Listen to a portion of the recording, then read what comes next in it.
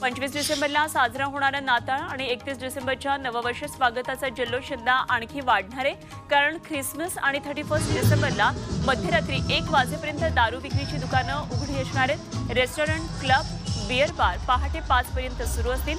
24, 25 आणि 31 डिसेंबरला मद्य विक्रीच्या वेळेमध्ये सरकारने वाढ केली।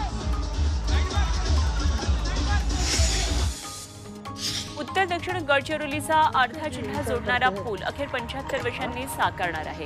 130 मीटर लांबीचा हा पूल 18 कोटी रुपये खर्चून एटापल्ली ते चामोर्शीला जोडणाऱ्या देवदा नाल्यावर बांधला जाणार आहे। या पुलाचं भूमिपूजन करण्यात आलंय, त्यामुळे तब्बल 100 गावांचा 100 किलोमीटरचा फेरा वाचणार आहे।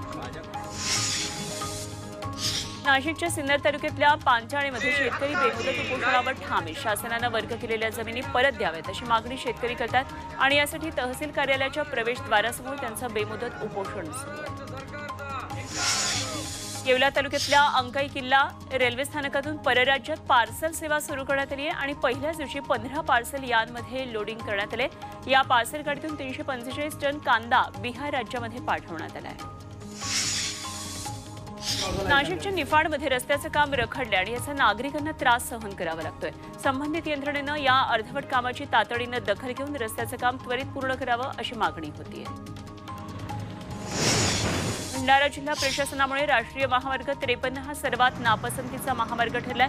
जिल्हा प्रशासनाच्या आडमुठ्या कारभारामुळे हा महामार्ग टाळून प्रवाशांनी दुसरी वाट धरणं पसंत केलंय आणि विशेष म्हणजे गुगल मॅपद्वारे भंडारा शहरामध्ये ट्रॅफिक जामची माहिती सतत मिळत असल्यानं प्रवासी हा महामार्ग टाळतात। अहमदनगर शहरातल्या सर्जेपुरा गोकुळवाडी परिसरामध्ये नागरिकांनी भर चौकामध्ये बॅनर लावून आपल्या समस्या सोडवण्याची मागणी केली आहे। शहराच्या मध्यभागी असलेल्या प्रभाग क्रमांक 10 मध्ये रस्ता, ड्रेनेज लाईन आणि स्वच्छतेच्या समस्या वाढल्यात। वारंवार नगरसेवकांना विनंती करूनही समस्या दूर नसल्यानं समस्यांचा बॅनरच लावण्यात आलाय।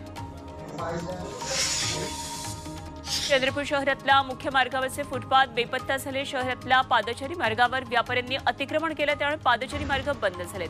बाजारामध्ये खरेदीसाठी आलेले नागरिक आणि व्यापारी रस्त्याच्या बाजूला वाहनं लावतात, त्यामुळे मार्ग आणखी अरुंद होतो आणि यावर महापालिका आणि वाहतूक विभागानं कडक पावलं उचलण्याची मागणी होती। गाडी दारामध्येच उभी तरी देखील टोल क्रॉस केला म्हणून फास्टॅगमधून पैसे कापल्याचा धक्कादायक प्रकार चंद्रपूर शहरामध्ये घडलाय। व्यावसायिक आणि पत्रकार जितेंद्र चोरडिया यांचा मालेगाव टोल नाक्याच्या फास्टॅगमधून 625 रुपये कापले गेलेत आणि विशेष म्हणजे चोरडिया कधीच मालेगावला गेलेले नाहीयेत, त्यामुळे नेमकं हे कसं झालं असा प्रश्न त्यांना पडलाय।